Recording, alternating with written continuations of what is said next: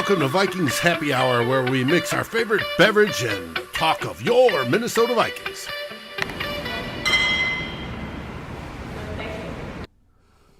Hello and welcome to another episode of Vikings Happy Hour.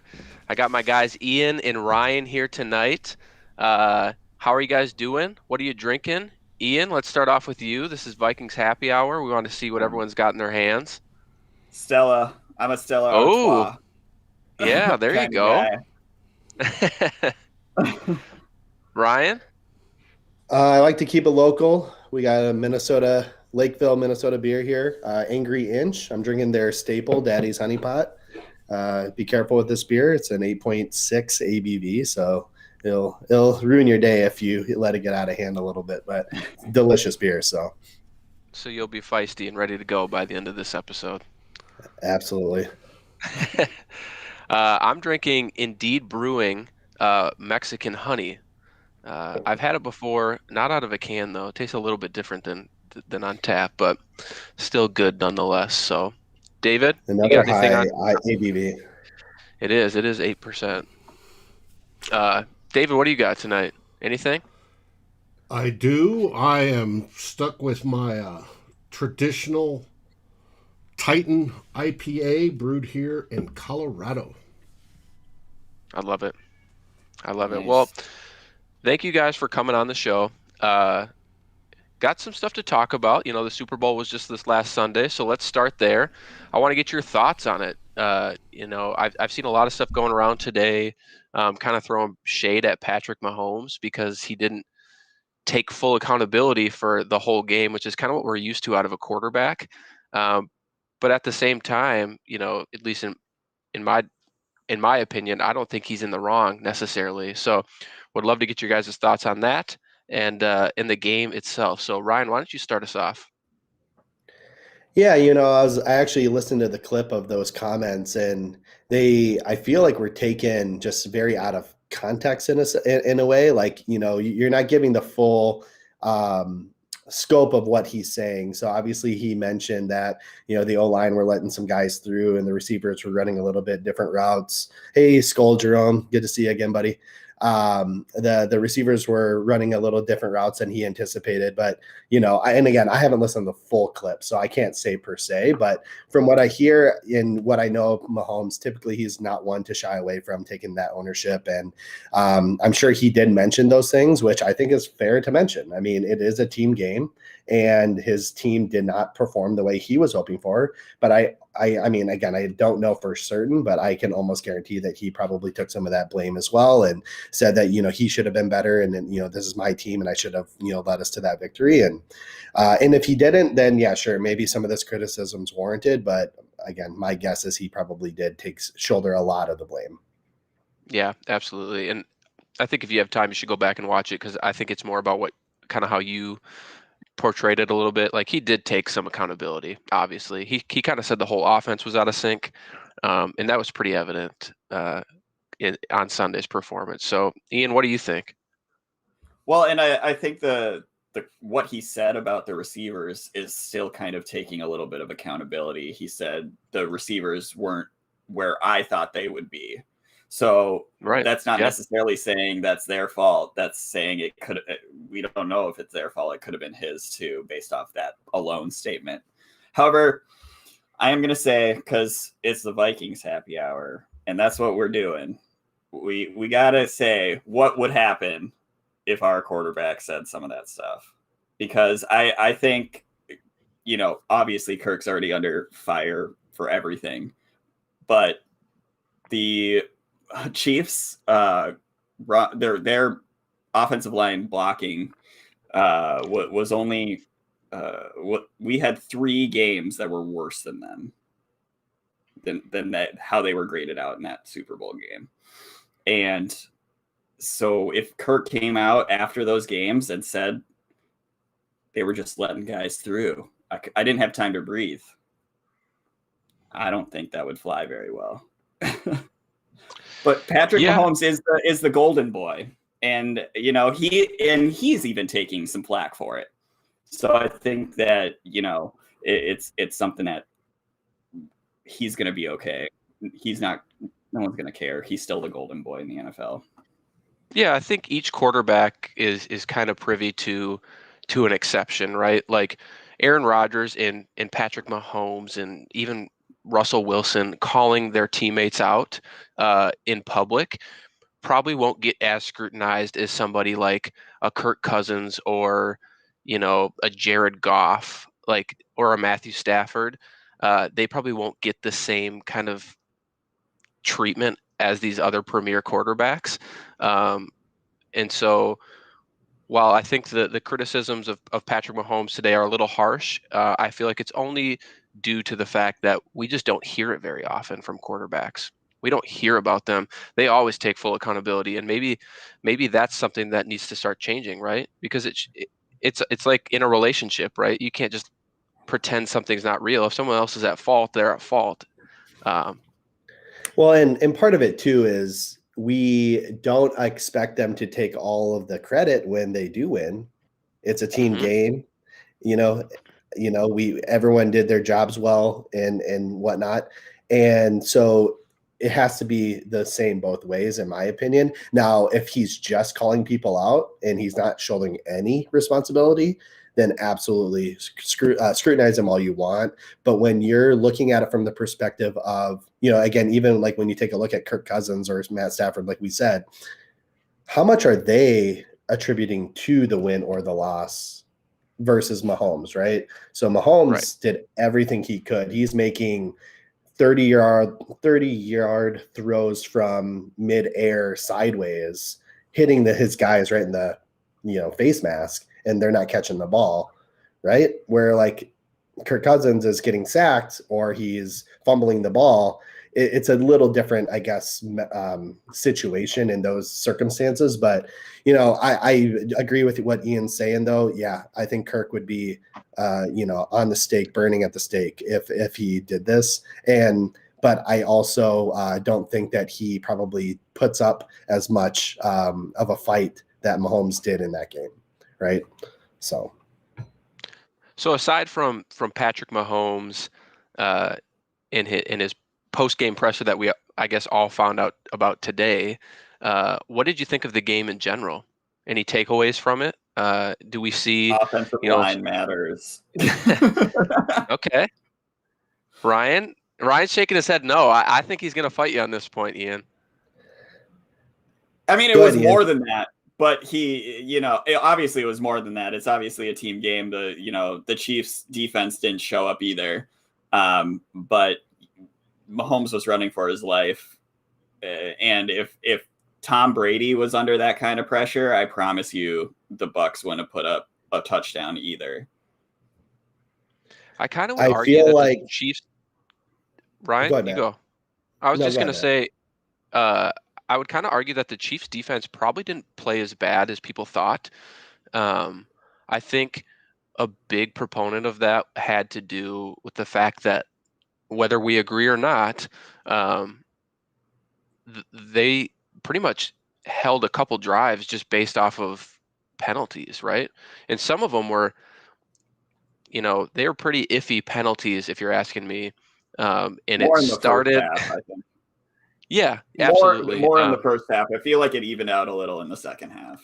Yeah, that's fair. And Casey had a great goal line stand as well, but I do feel like the defense on Kansas City's side did enough for them to win. But the offense for Kansas City just went MIA for a whole game. Like we've never seen them look that disorganized on that side of the ball. And I think, Ryan, you were probably going to start to talk about the offensive line a little bit for the Chiefs. So I'm going to throw it over to you quick. Yeah, I mean, obviously offensive line matters. Now we can take that conversation a couple different ways.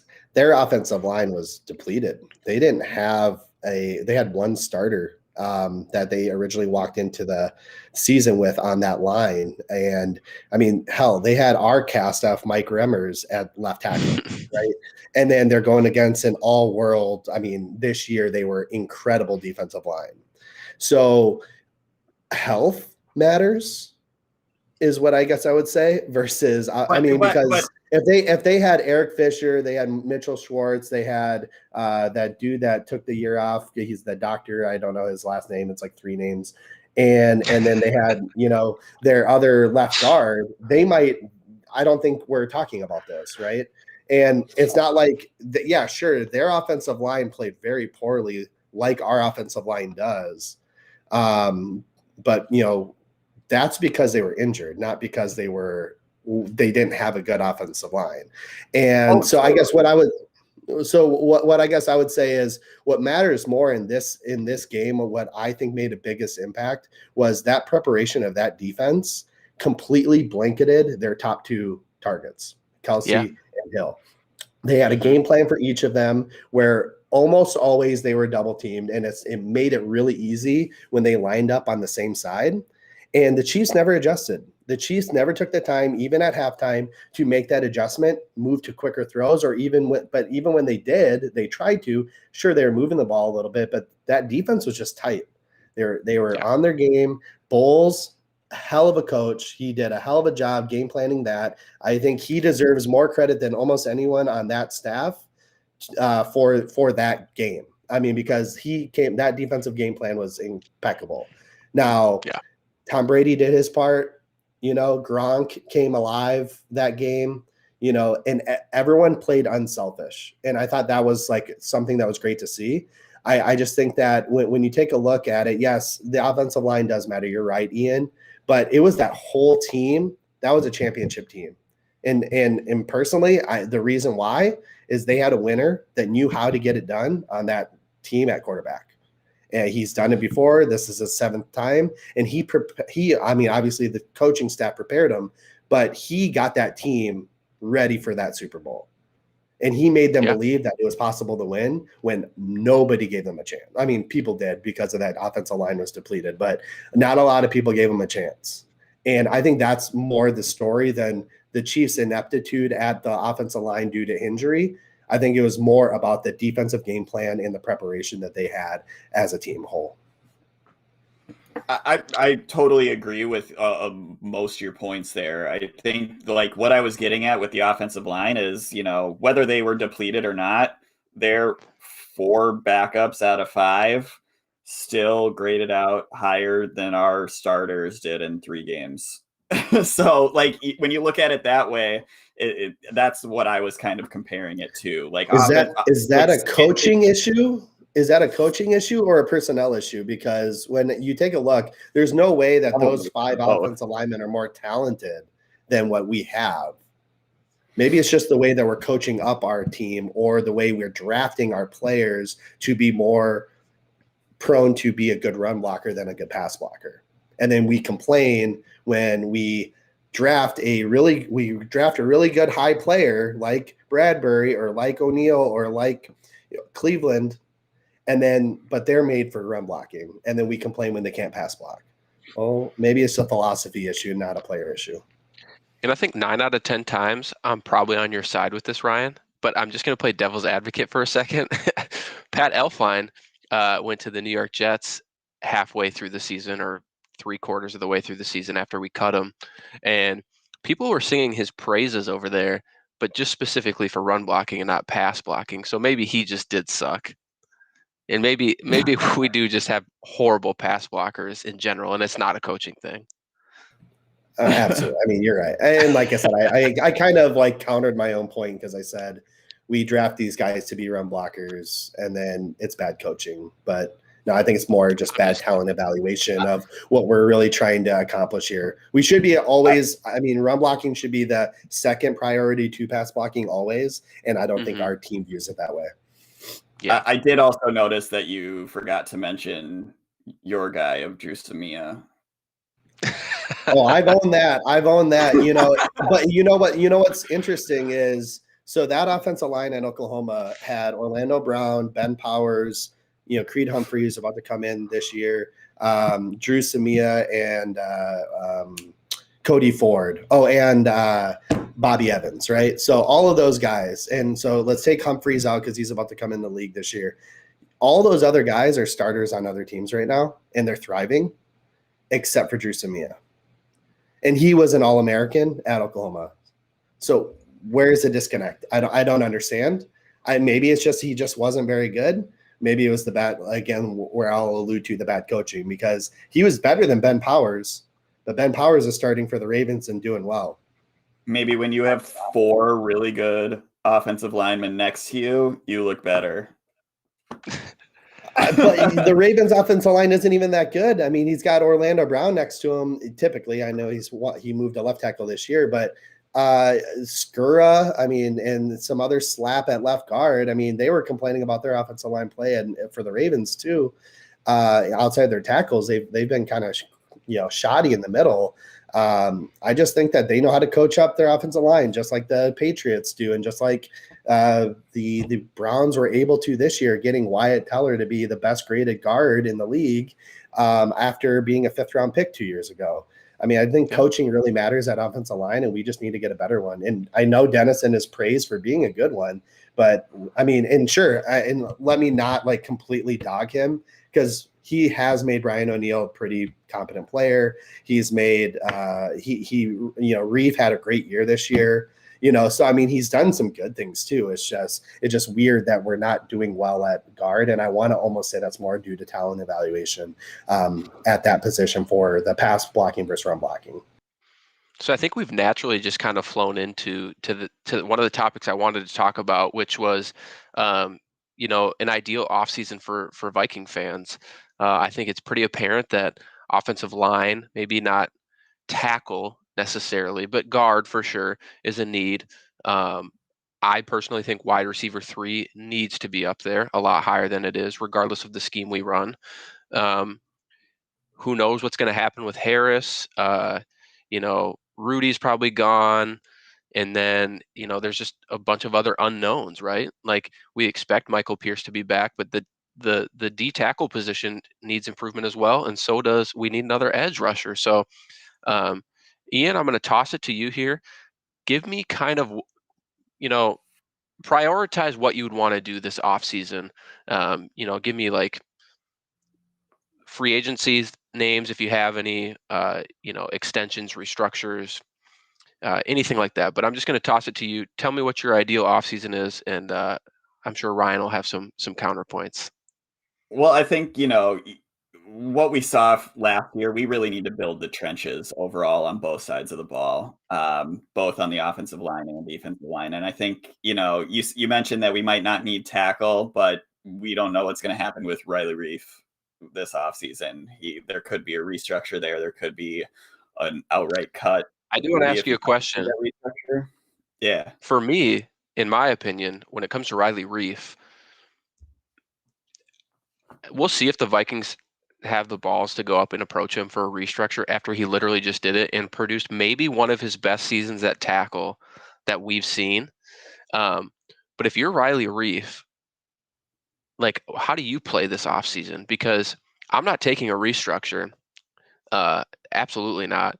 And the Vikings can't cut him. Like, there's no way I know they gain a ton in dead cap or in cap savings, but they can't just cut Riley Reif, because then you leave tackle as a question mark heading into the season, and you're not going to be able to match what the teams are going to offer Riley Reif out in free agency. So what do you do if you're Riley Reif this offseason? Or if you're the Vikings? Well, and if you look at it last season, it kind of sucks, but the Vikings played it kind of perfectly. They waited until like a week before the season started, when he wouldn't have been able to get the kind of money he would at a normal offseason, to say, we need you to restructure. They waited. They took advantage of a situation, absolutely. And I worry that they might do that again. It very well could happen, but I agree with you. I think you can't get rid of Riley Reif. You have to hold on to him. If anything, he probably earned a raise. So I think you're holding on to him probably at his current cap hit, and looking elsewhere for restructures and cuts. But as far as ideal offseason, I think, as everyone knows, the dream scenario that's never going to happen is Joe Thuney at guard. It's just not going to happen, though. He's going to be the highest paid guard in NFL history after this offseason, and that's just not how the Vikings roll. But so one name I'm keeping my eye on is Matt Feeler who played for the Steelers last year. He was converted from right tackle to left guard, and in his first year at guard, graded out as the 12th best in pass protection and the 14th best in run blocking. I really think that this is a guy that would fit really well with this team, and he's going to come at about a third of the price that Thuney would. Now, obviously, you're looking at what is the Vikings' philosophy there, and are they going to value that pass blocking that he can bring to the table? I don't know. I don't know if they're going to look at him the same way that I'm looking at him, but he's my dream offensive line pickup right now. And then I think you do got to look at the interior of the defensive line. I think that the edge position in the draft is probably deeper than the tackle positions. So you're probably looking at more at free agency at the tackle position. And how about this name? Because I think he's going to be cut. JJ Watt. I see Brian shaking his head no. I would love him. And not because I wouldn't want him. I mean, right. Who wouldn't want him? But can we afford that? I don't think so. I don't think he'll go for that much. I think he's going to go for a team he sees as a contender. So even if we might not be a contender, he is a Wisconsin boy. I think if you throw JJ Watt in Green Bay with that defense, we're already screwed, but we would be screwed even further if they got JJ Watt on that line. Hey, at least we get to play Jared Goff and whoever the Chicago Bears are going to throw out there 4 times a year. We'll still split the series. I hope you're wrong, but that defense in Chicago is it's too good for us right now, unless you address the guard positions. Because I do personally feel going into this offseason, I know we joke about it in saying like, oh, we're a guard away. And I don't want to say that that's the end all be all for being a guard away. But as far as stabilizing the offensive line, if you can just get average offensive guard play, I think this team's capable. I really do. Kirk doesn't need much more time to sit back there and pass. The run blocking is already pretty good with the skill set of players that we have. Dakota Dozier at left guard, it needs to be done. Mary said it in the comments that she could play better than Dozier, and shit, put her out there. Like, I'd rather see that than what we saw this last season. So, Ryan, Yeah. I've had a lot of DMs with you. I know you got all the plans in the world this offseason for the Vikings, one probably including trying to trade for Orlando Brown. But we know that's not going to happen. But give me your ideal scenario minus that.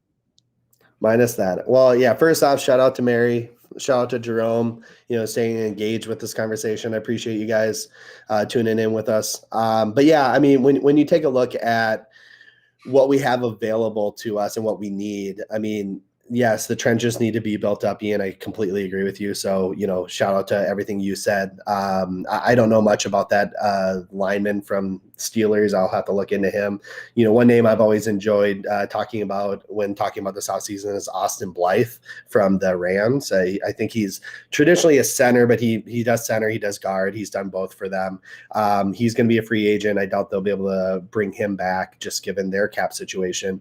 I think we can probably get him in that, somewhere between 5 and 10 range to come in and step in that left guard for us. And I think he's capable blocker, both as a pass blocker and run blocker, and he's used to the system that we run because they run a similar zone rush scheme and pass blocking scheme. So I like Austin Blythe a lot in that position. One area that I think we really need to focus on specifically on defense is, again, Ian, I'm not trying to take away from the defensive line that we do need to beef that up as well. But I think we need a vet corner. We have 2 young guys. We have a third unreliable in Hughes. We do need a veteran presence in that cornerback room. We saw last year they struggled with the young corners, And even though Dantzler showed a lot of promise and Gladney showed a lot of promise, and heck, I love a couple of these corners in the draft, but the likelihood that we take a first round corner again, I would be all for it, because I think it's a premium position. And if you're able to get, a Surtain or a Horn or Fairley, that'd be great, but I just don't see it likely happening. We then need to bring a vet corner in. So there's a few guys out there that would, fit the need here. I know one of the pipe dreams is Patrick Peterson. He's not going to come here unless he thinks that there's a good chance of him winning a title. I understand that, you guys have a lot of optimism for this team going into 2021. That's just both of your natures. Ian, your name is optimistic Vikings fan. Matt, you're always kind of an optimistic person. I like to try to be more realistic. I don't see it happening, but hell, I've been wrong before and I'll be wrong again. And I hope I am, obviously, but I just don't see a title run happening in 2021. So I don't see Patrick Peterson thinking that this is a good destination. And then on top of all of that, can we afford him? Right. But there's some good corners out there. I just saw that AJ Boye got cut today. He'd be an interesting name just because hopefully he'd come at a little cheaper price tag given the last year's injury. So yeah, I mean, there's guys out there. We just need somebody to come in and help not only provide that veteran presence, but help coach up these young guys, because Dantzler has a lot of promise. Gladney, I know he had a kind of some, rough patches there when this year, but I think he has the potential. I mean, if we would have went with my boy Jalen Johnson, like I said last year, he showed a little bit more promise, but that's neither here nor there. That's a shout out at you, Miles, because I know we debated between those two a lot. But yeah, I mean, I was with Ryan on that one, but I love Gladney.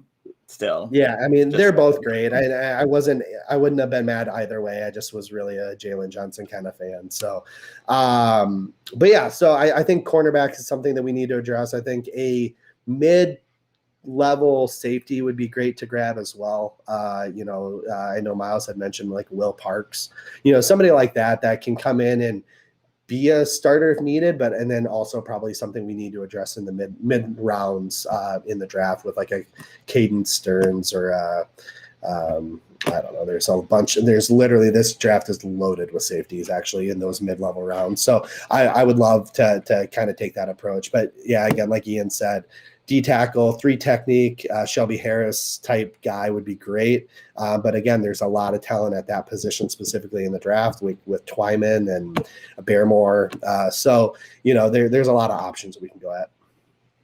Hey, Ryan, how about Richard Sherman? He ain't coming here. Yeah, he needs to win a title as well. And again, I just don't know if hey, Steven, how you doing, man? Yeah, Paris Ford would be a good hit, Steven. I like Paris Ford a lot. So let me pose a question for both of you. I know, Ryan, you kind of alluded to the safety position. Anthony Harris is a pending free agent. I do not see the Vikings franchising him for a second time. I guess I could be wrong, but I feel pretty confident that they won't. Do they bring him back, though, on like a 2-3 year extension? He knows Zimmer's defense. He had a poor 2020, which maybe means he could be brought back at a lower cost. I personally believe that his poor 2020 was him just trying to do too much to overcome the rookie corners. And so we'll have to see if he does come back, if that's true or not. Or do you sign a guy like Will Parks, like you said, and just draft a safety in a very deep class? So whoever wants to take this question, go for it. I just basically want to know if you think Harris should be brought back and if the Vikings will be interested. I think you sign him up to a point. Like if he starts asking for the even 8-9 mil a year, that's probably my cap. Like 7.5, 7, that's probably where I would re-sign him. But if he starts getting offers higher than that, I'm saying bye. But I think if you can get him in that 6-7 range, I think you do bring him back. Yeah, I mean, I like the idea of bringing him back as well, but I mean, he's 30, 31 at this point now. Yeah, We he's up don't there. have the cap space to be paying another. So here's the thing: is Harris? Harris is a good player. I would never say he's not, but I think most safeties that play next to Harrison tend to do well. I mean, Andrew Yep. Sendejo was a quality player when he played next to Harrison Smith. So, in my opinion, Oh, I saved that cap. there was a time I thought Mistrell Raymond was going to be legit because he played next to Harrison Smith. So Yeah, absolutely. Sure. So, and again, obviously you have to have some talent, but when taking a look at it, you have a player that can make the player next to you better.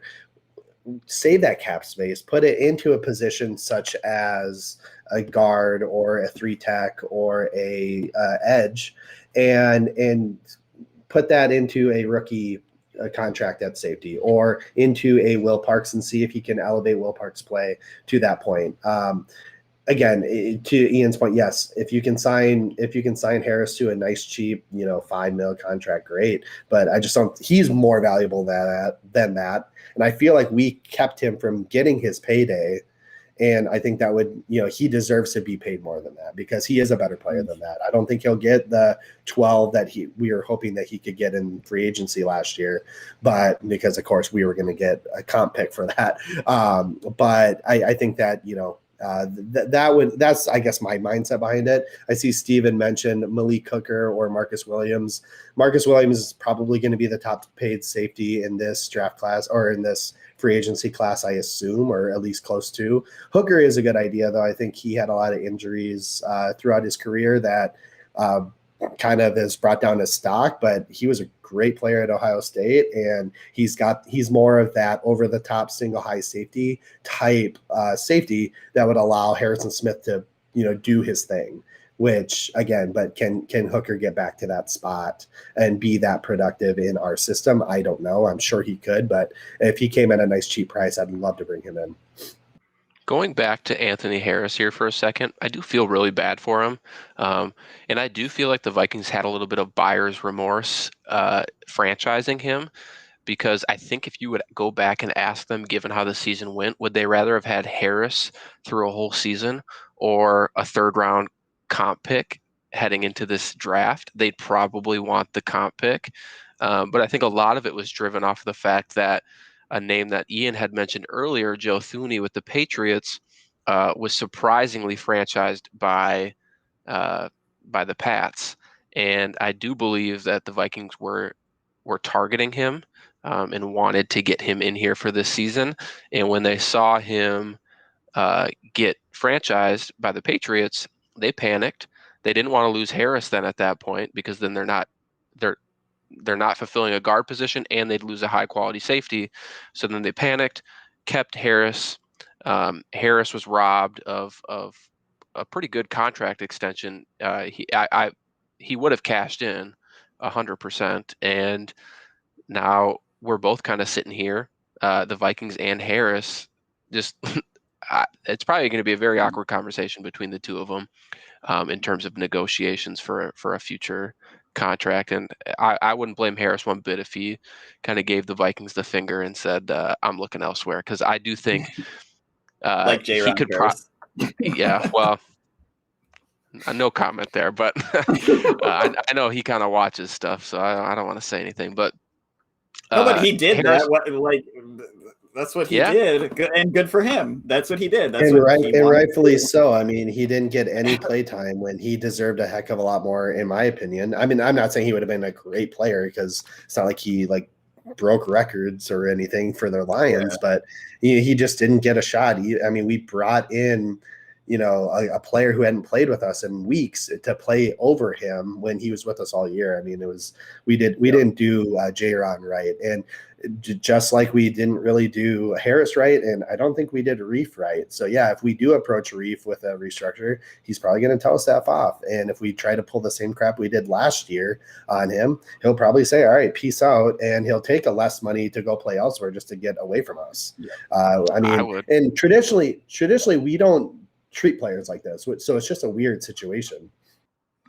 And Matt, you say we have buyer's remorse because we maybe could have gotten that third round a comp pick, but wasn't the rumor that the Browns were offering a second for Harris too? I think it was the Vikings wanted a second, but the Browns wouldn't budge on a second. Because Okay. if Well, if I found out, even if they offer a third, it would have been higher than a comp third. yeah, that's true. But at that point, If we I, literally didn't have a safety on roster outside of those two. Very I mean, true. literally. I mean, well, we had Harrison Hand, who was actually a corner that we were going to convert to safety, and we had what the kid from Michigan, Martellus or whatever, that we drafted. But I mean, we didn't have a viable starting free safety at that point. You could say the same thing right now. Because we don't. It definitely needs to be addressed. But Matt, I want to bring up something that you brought up earlier too, which is the wide receiver 3 position, because I do think it needs to be addressed. I think it will be addressed, but I'm worried it's going to be another like Tajay Sharp signing kind of addressed. But one name I'm looking at, and I think that would fit really well as a wide receiver 3 in our system, would be Rashard Higgins. Who's a free agent, and I think he'd fit in really well with Jefferson and Thielen, and the three of them could really do some damage. He ain't leaving the Browns. Him and Baker are boys. They're boys. Like, they're tight. He ain't leaving the Browns. I mean, unless we blow him out of the water with an offer, which we won't. He ain't leaving the Browns. I think wide receiver 3 is most likely addressed in the draft, but if we're talking about free agency in someone that we could potentially bring in, I am drooling over the fact of thinking about Curtis Samuel coming here. I know it won't happen, but you can bet your ass that in every Madden franchise I play, I'm signing him in the offseason, and he's coming here because a 3 wide receiver set of Thielen, Samuel, and Jefferson is so good. And you put Irv at tight end. I can't talk about it. I get too excited. See, Ryan, you were going to say some names though. Well, yeah, maybe not necessarily free agency because I'm all about Curtis Samuel as well. There's a couple other good guys that I'd be excited about, but what I've been doing a lot in the I'm on the Draft Network a lot. Shout out to JR and what he's doing over there. Part of the original Climbing the Pocket network, but is I've been trading back and taking Tony from the Florida Gators. So he reminds me a lot of a Curtis Samuel or a Percy Harvin or whoever you want to use. That's more of that gadget ability to take a reverse, take a screen and take it 50, 60, 70 yards. And I know it's not, probably the smartest thing, I guess, in a way for us to take a corner or a wide receiver. But honestly, when you're taking a look at a first round pick, you need to put it on a premium position. And the two premium positions outside of a quarterback is a receiver and cornerback. So I'm really big on edge is up there. I'm big that edge is up there. You're right. But when you take a look at an edge, this is a very deep edge class. And there's not a standout edge that is just elite in this class, in my opinion. There's some really, really good guys and like Pay and Rosso and all, a couple of those other guys. But I don't think there's like a premium guy where I think there are 5 elite receivers or high end first round receivers in this class. And I really only see 1 or 2 premium edge players. So if I can go and grab one of those, and there's 3 premium corners. So if I can go grab one of those guys, that's what I'm going to do. And Tony, again, this guy is elite. And, you take a look, you don't have a second round pick at this point in time. So you got to grab somebody who can really change games. Thielen's not getting any younger. I think the move makes sense, in my opinion. And then again, go grab your edge, go grab your D tackle. There's depth at those positions in this draft. You can get third round pick guys at those positions and take a look at what you have as a high quality coach in your defensive. Well, I mean, technically he's co-defensive coordinator now, but we have Patterson there to coach up these high potential guys like he did with Everson, like he did with Hunter, like he's doing right now with why am I drawing a blank on Wanham? Wanham. Yes. Thank you, Ian. Yeah. So like what he's doing with those guys, and I'm not saying it's not an important position. It really is. But if you can get those elite players at those elite positions, so I'm all on the Tony train. And obviously I love Bateman and I love Waddle and I love all of those guys. But, I take a look at the skill set, and what I think we could use is an elite playmaker like Tony or like Waddle, who can take a reverse, take a screen, just go deep, or take a slant and take it to the house. And those guys can do that more so than most of these other guys in the draft. So just a quick question. Oh yeah, go for it. Ian, no, you go. Yeah, I don't feel like I've heard enough from you tonight. So you go. I can ask Ryan these questions off air. I think that you're right. I think that the wide receiver 3 position should be addressed in the draft, as the draft is very deep at wide receiver again this year, and you could get a Dwami Brown a little bit later too that could be super special in my opinion. I can't see the Vikings doing it. I can't. After they used their first on Jefferson, I can't see them doing a first. Just addressing wide receiver. Oh, first round wide receiver. Okay. Yeah, unless Chase falls in their lap. Like, I mean, if Devontae Smith is there and you don't take him, you're going to regret that for a very long time. And well, I said Chase more because you're making now your franchise player Jefferson happy too by drafting him. Right.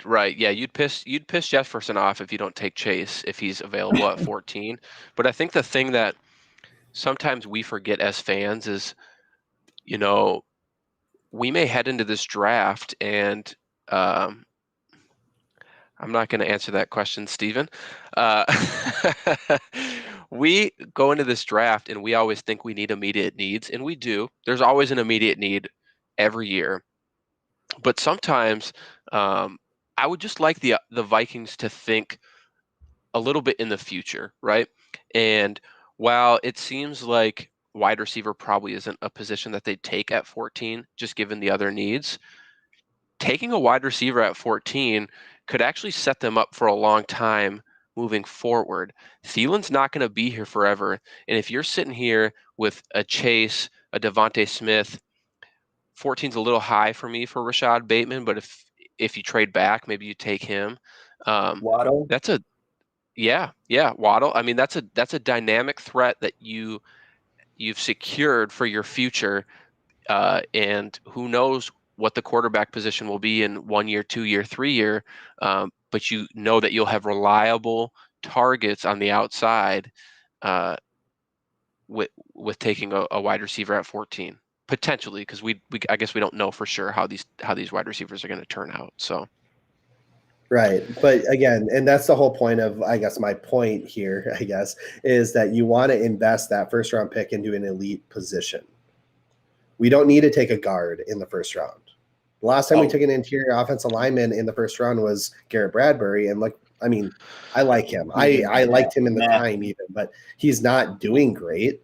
And it's like, but you take a look at some of these best offensive linemen in the league, they're, I think I did like an analysis of this at one point, and I can try to post that on my Twitter feed at some point. But, there's no correlation between first round success, second round success. I mean, there's just as many mid-round guys as there are first round, right? I mean, again, obviously there's more to go off of, but I think it was very close between first round and fourth round picks of all pro or Pro Bowl it was offensive lineman.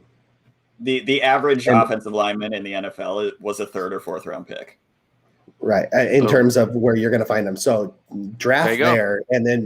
But when you look at elite receivers, elite cornerbacks, elite edge guys, I think I saw a statistic that I think it was like 20 of like the top 35 defensive ends were first round picks. So yes, that makes sense to invest in that position but again, when we have an elite coach and it's an elite or a deep class, let's maybe focus on the later rounds there, and let's focus on what we maybe aren't great at coaching up, like receivers or like cornerbacks. I mean, cornerbacks we do, of course, because it's I do think that overall, when you're looking at the team, though, and you're looking at if you're drafting for need and not BPA, which obviously you hope that those two match up. But when you're looking at need, I think you're looking at the defense right now. Anything defense, like it was the defense last year that was the problem. The offense wasn't the problem. But I'll throw this out here too, though. I think Ian, why do you say offense wasn't the problem? The offense was because they put up a lot of points and yards, or yeah, they didn't have trouble doing that kind of stuff. Like the defense. When did they put up most of their points? You're gonna say garbage time, and I disagree with that. I disagree with that statement. How come we only won 7 games since our offense was so elite? The Chiefs' offense was elite. The Chiefs' offense was elite. They didn't have a great defense, but their offense was elite. Their defense was still in the middle of the road. I mean, sure, and I understand that, and we had injuries and whatnot, but our offense wasn't elite. Our offense wasn't great. We put up a lot of points and a lot of yards because we were playing from behind a lot, which I understand. And that could switch the game. 2 of them being field goals being actually made. Like that has nothing to do with but the offense. You could also flip that. We almost lost to the Panthers. We almost lost to the Jaguars. I mean, based on other plays that could have happened in their favor. I mean, overall, an elite offense is much more important than an elite defense. And I do agree with you. We do need to invest. The Bucks had an elite defense. You even talked about it today. Offense. They had an elite offense too. I mean, their defense showed up. But you credited their elite defense. Just now. I did. You credit their elite defense for their win. I did, but they also needed to put up points, and they put up points. They put up a lot of points. Did they need to put up that many points? Their defense held the Chiefs to 9 points. They didn't have to. They didn't have to. No. And I bet that game goes a little differently if that game was a lot tighter. Mahomes was going for home runs starting in the third, 3.5 quarters in. He was going for home runs.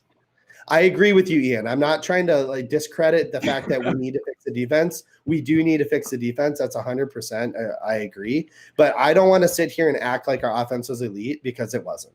I'm not saying our offense was elite. I'm not saying our offense was elite. I'm saying if you look at last year, overall, I would say the defense was more of a problem than the offense. And I don't think anyone's going to question that. I think a lot of fans will agree that defense probably needs the most fixes, and whether that's addressing it in free agency and in the draft, or just having, people come back from injury or the COVID exempt list. I think that can greatly improve the defense. I think what Ryan's trying to get at is, a lot of these games, you can call it garbage time, you can call it whatever you want, but a lot of defenses played us a little less tight in some situations, which maybe led to a statistic offensively that wasn't necessarily true. And I feel like I'm not saying the Vikings offense is bad, but I do think that when we head into 2021, we might see a little bit of a regression to the mean here. And I think the Vikings offense will still put up good points. They have great weapons across the board, right? And that you address those guard positions, I do think they can be top 15 again. But as far as calling them elite, I struggle with saying that phrase. And I know we could sit and talk about this for a long time. We're closing in on an hour. The one topic that we promoted this show tonight on, we haven't even talked about yet, and it may be the longest topic we have. So we're gonna have to speed through it. And Ian, I think I'm gonna throw you out on the road here, and you're gonna have to explain yourself. Kirk Cousins, a top 5 quarterback. I'm just gonna leave it at that. And I said he can be. I'm gonna let you explain yourself because I don't feel that way. I say so, like last year, and garbage time or not, whatever, the numbers he put up, sheer numbers, were top 8.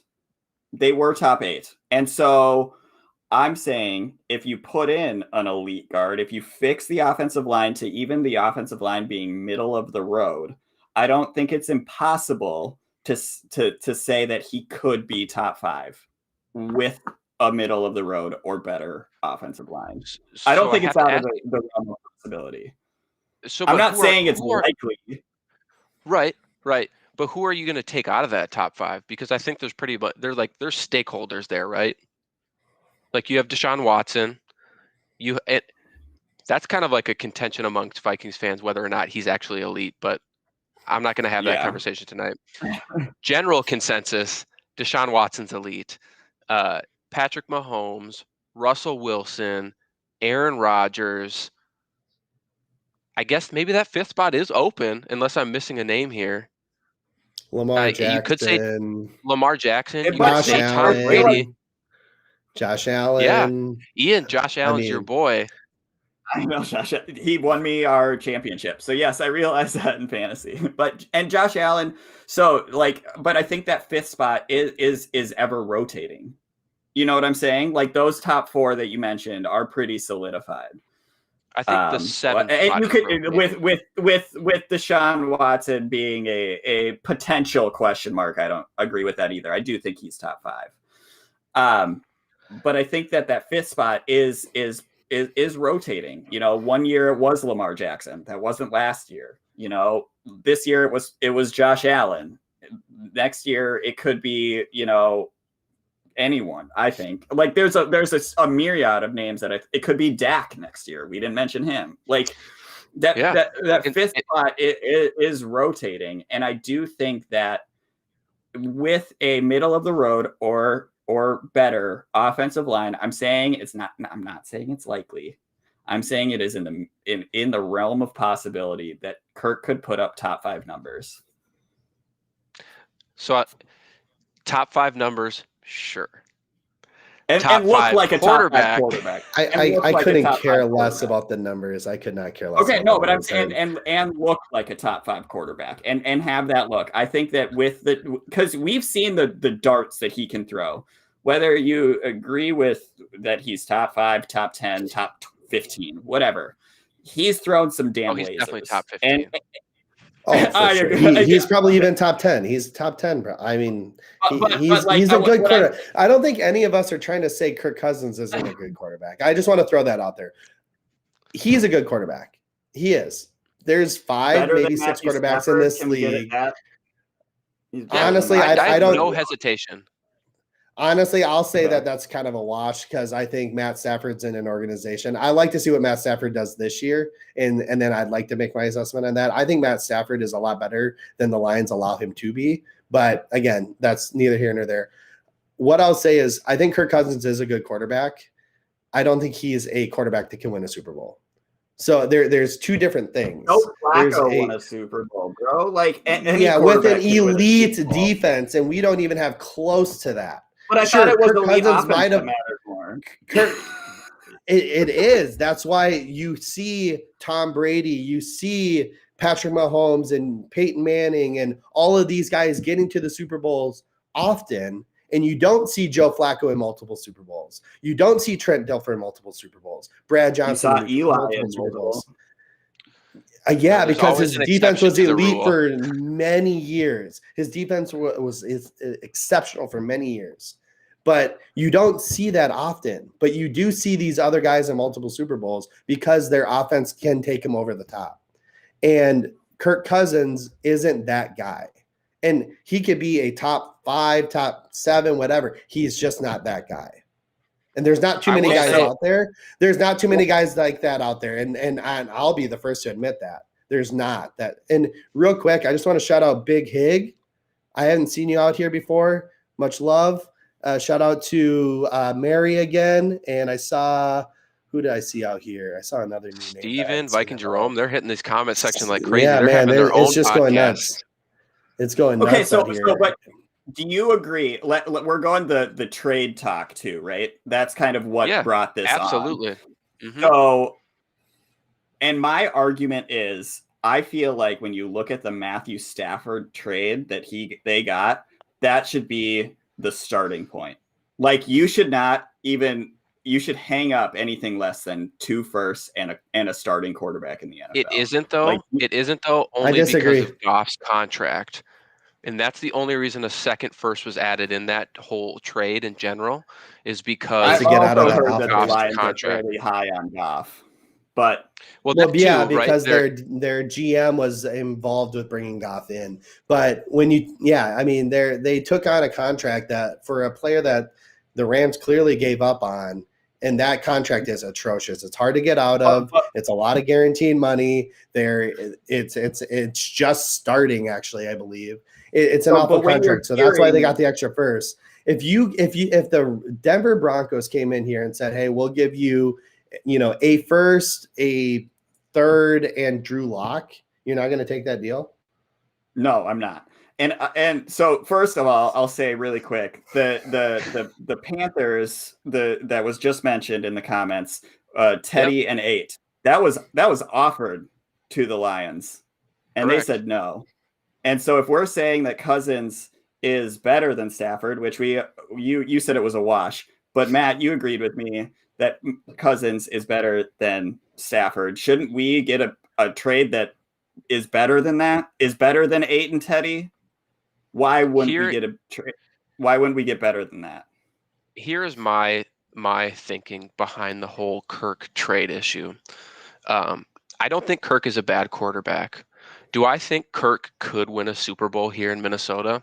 Sure, maybe. I mean, Trent Dilfer won one, Joe Flacco won one. I'm sure in the perfect circumstances when everything is clicking, Kirk could probably win a Super Bowl here because this offense is catered to his play style. Like, he can thrive in the offense that we have set up for him. If he was here in 17, maybe we would have. Yeah, absolutely. My thing with this is, though, when we're thinking about the quarterback market in this offseason, and we see Stafford go for 2 first-round picks, we hear about Deshaun Watson wanting a trade and Houston asking for potentially 3 first-round picks. I think if a team comes calling and they offer you a top 10 pick in this draft, plus whatever quarterback they have on roster, whether that's a Jimmy Garoppolo, whether that's a Teddy Bridgewater, whether that's a Drew Lock, I think you have to take it. And you're not taking it and saying Kirk's bad, we got to get rid of him. That's not what I'm saying at all. You take it because taking that deal sets your franchise up for better success in the future. It may not be in 2021. I won't argue that. You're pretty much, barring a crazy outcome of like a quarterback you draft in the first round, you're pretty much giving up 2021 as a season, but you are setting your future up. And I think we're very nearsighted on the Vikings future, and I think we need to look a lot longer. I don't think Kirk is here after next year, after his contract's up. I don't think we extend him, and that's partially due to the fact that if they miss the playoffs this year, it's a clean slate. Rick's gone, Zim's gone, Kirk's gone. It's the end of story. So I Kirk think only has 10 dead at that point too, 10 mil in dead at that point. And so I just think you have to I look agree with that. at the future of the Vikings franchise, and trading Kirk, even if it is just for Drew Lock in a first round pick or the 8th pick in Teddy Bridgewater, which that'll make half the fan base happy if Teddy comes back and half of them super pissed off, but that's a different story. I think if you get a top 10 pick and a quarterback back for Kirk Cousins in this market, you set yourself up for success. Now, the question becomes, do you trust the front office to then draft that successor? And I think that's where the big question lies. I've heard Zach Wilson, I've heard Justin Fields, I've heard Trey Lance.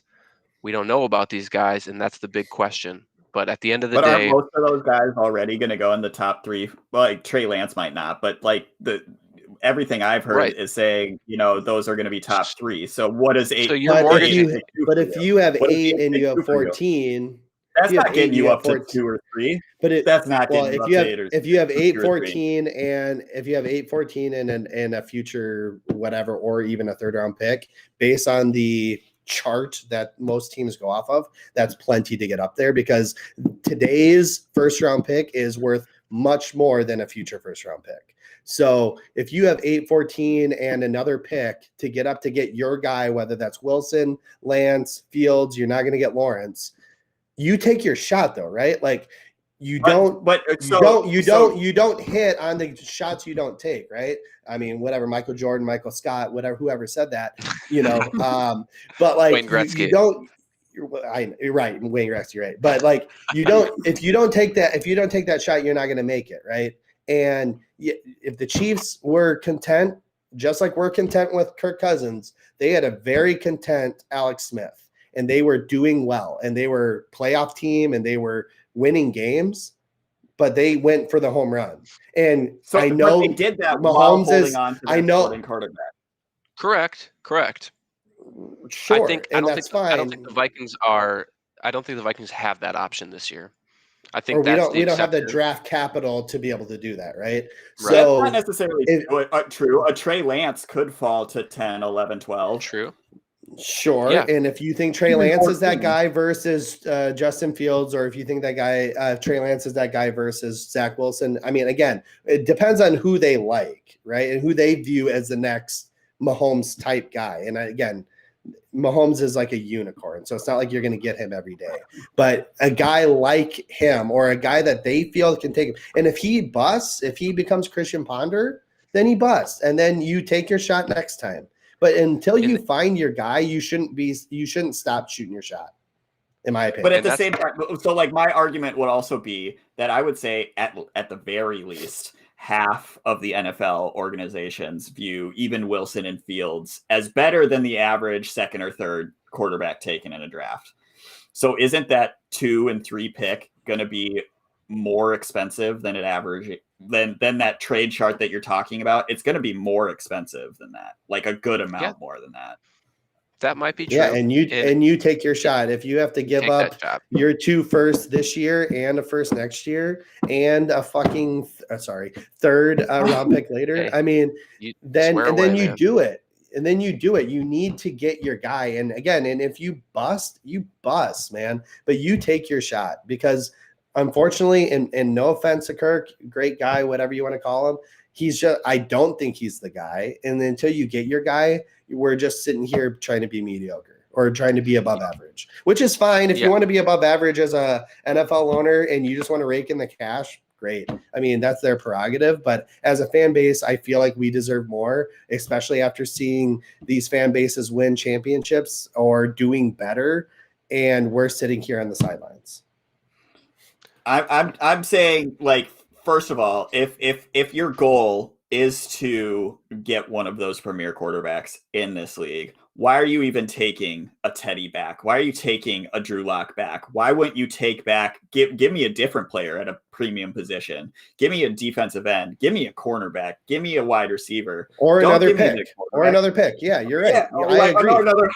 Another like good pick. Like I would take probably, 2 firsts and a 1 and a third or something over 8 and Teddy. Like absolutely. To me, that like I don't want that quarterback back in the situation you're talking about. And then go sign Tyrod Taylor.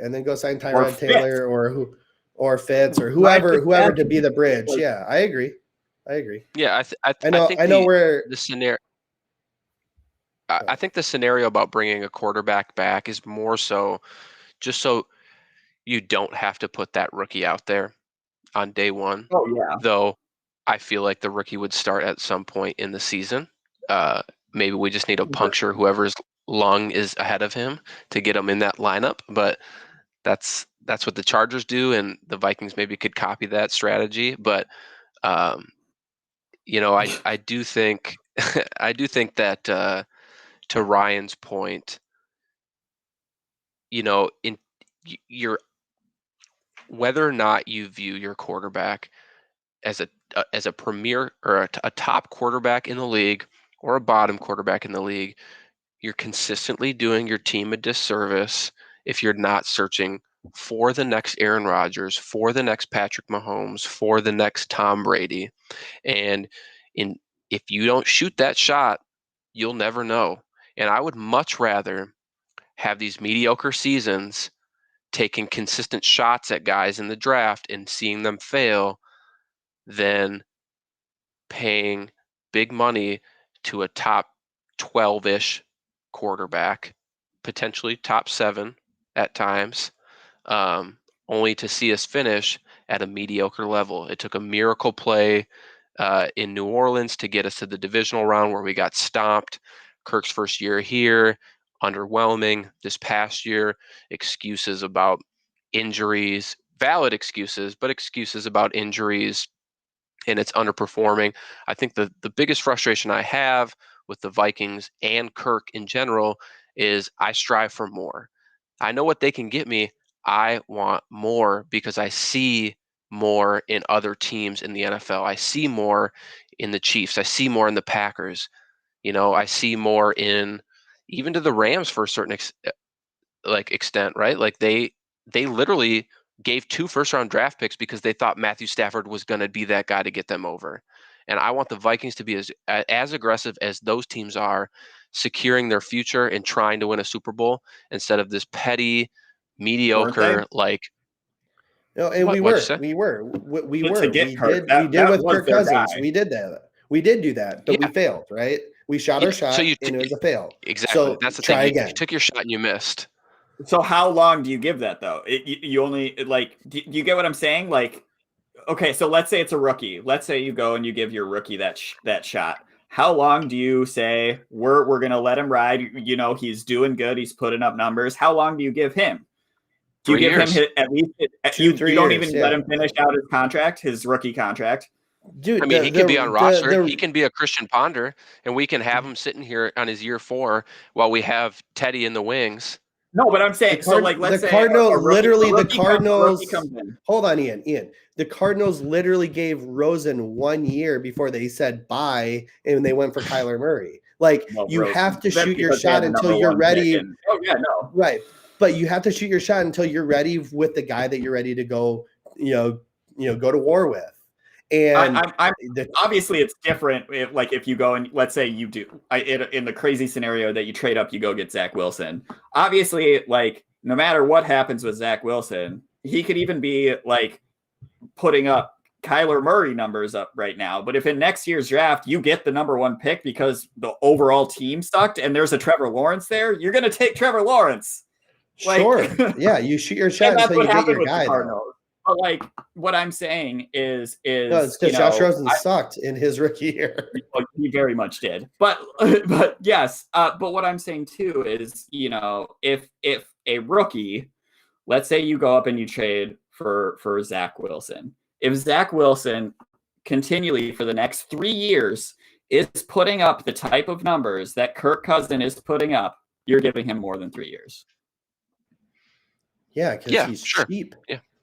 And I think cheap, so you can surround him with more talent. We can't surround Kirk with the talent he needs because we don't have the money to. If you had Zach Wilson putting up that number, then we have a better wide receiver 3. We have a 3 tech. We have another D end. We have another great corner because we can afford to do that.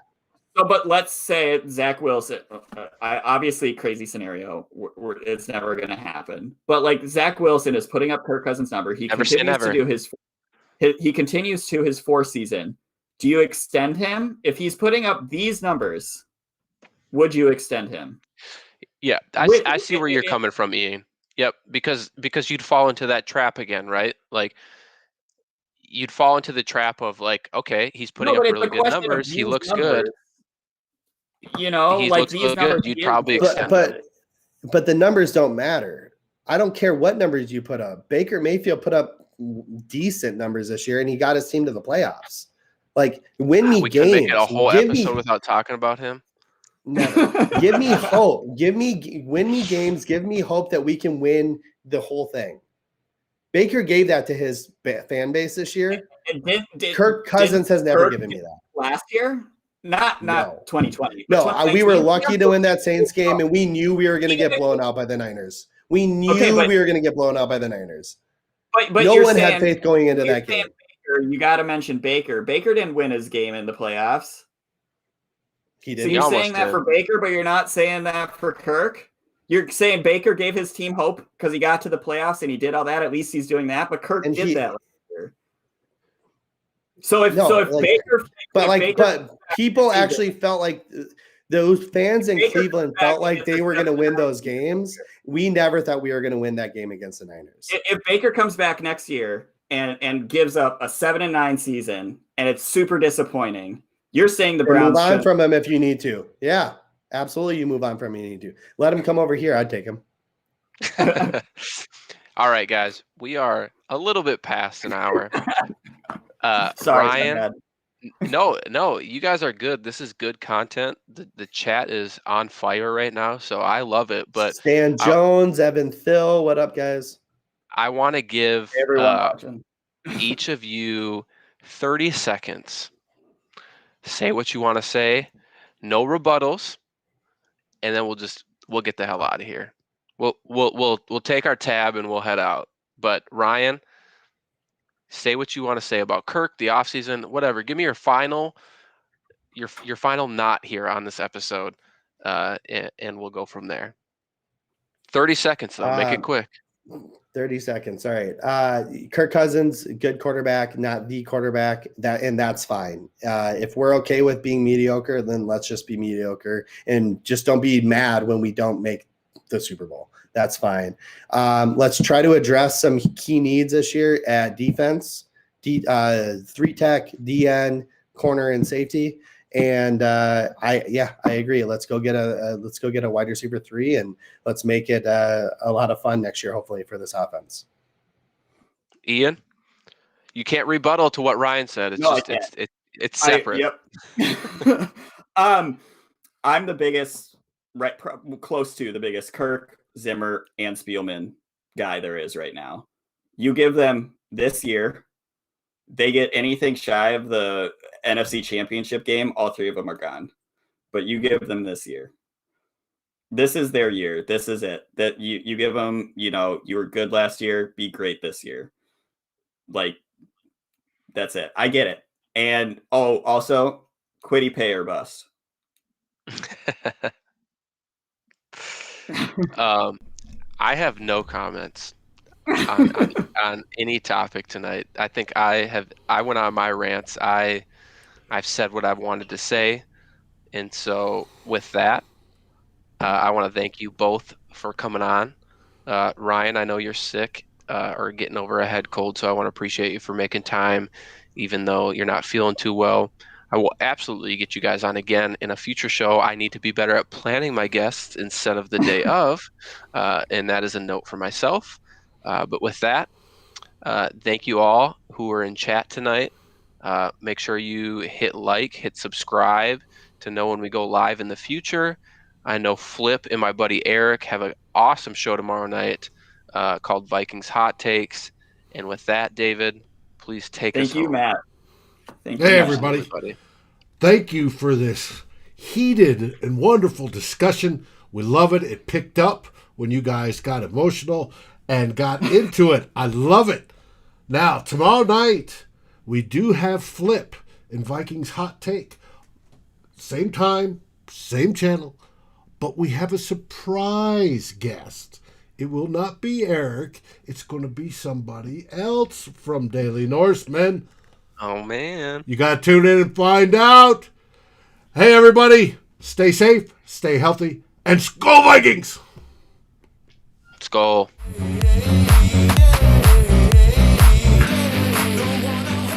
Thank you for watching or listening. As always, if you like, subscribe, and ring the bell for notifications. And if you're listening to the podcast, please rate us on your favorite aggregator. Skol, everybody.